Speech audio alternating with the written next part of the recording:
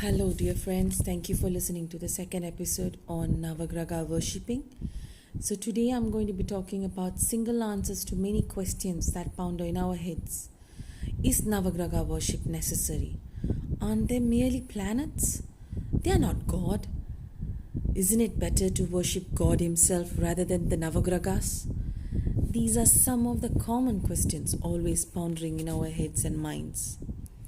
Didn't Saint Sambandar sing long ago, "What can the days and grahas do? Therefore, what can the Navagragas do to us?" This is another common query. Who are the Navagragas? What can they do? What can be done to appease them? This is another common doubt everybody has.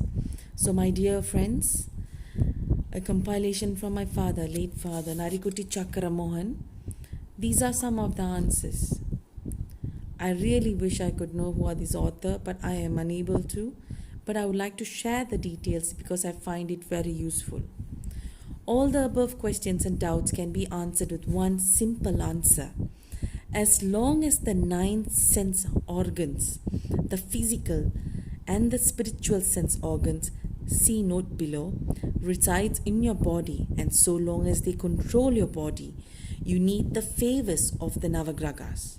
If you can control these senses, then you do not need the goodwill of the Navagragas. When will you attain this exalted states? This will happen when you attain the state that Saint Sambandar sang about in his when Lord Shiva begins to reside in you. That is, Lord Shiva must reside in your heart and influence your every action. Physical senses, which is being addressed, is the organs. The physical sense organs are body, eyes, nose, ears. The spiritual sense organs, which is being indicated, are mind, intelligence, reasoning power, ego.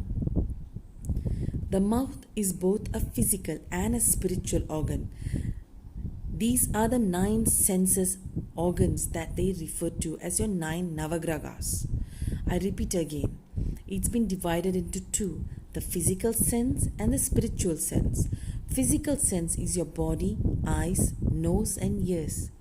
And your spiritual sense is mind, intelligence, reasoning power and ego. And your final and the last one is your mouth, whereby it falls under the physical and spiritual sense. These are your 9 Navagragas representations. Let us consider something else. What did Saint sing in his Kandar Alankaram? The song, if you remember. It means, what can the days do? What can my karma do? What can the Navagragas that approach me do? What can the Lord of Death do?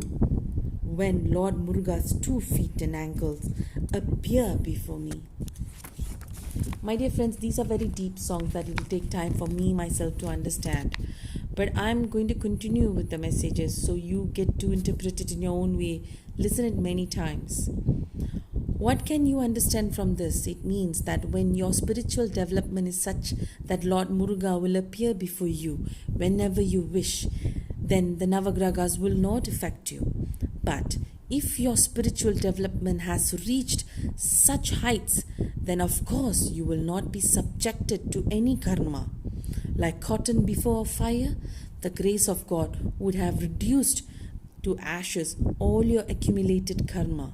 You certainly will not need relief from the effects of the non-existing karmas. This is the power it is meant. Number 2, know yourself. However, ask yourself, what is the level of your spiritual development? How is your daily life? Do you honestly think that you have attained the spiritual development mentioned by the saints? Alternately, have you attained the spiritual status immuted by the saints themselves? If you believe that you have attained the spiritual state mentioned above, then you do not need to worship the Navagragas. It is also unnecessary for you to read this book of Navagraha worshipping when the Master God Himself is at your back and call. You certainly do not need the assistance of the goodwill of is enforces. Therefore, instead of being swayed by the other analysis on realizing your spiritual status, about 99% of you have not attained the exalted spiritual status envased by either saint or this is an undeniable truth. Ask yourself very sincerely, are you mind, body, speech, eyes, nose and ears under your control, or are they acting on their own? If they are acting on their own, then you certainly need to worship the Navagragas.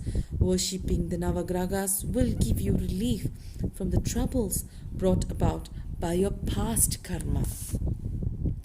All souls in this universe are subjected to the authority of the Navagragas and have to experience the joy and the pain caused by their brought forward karma.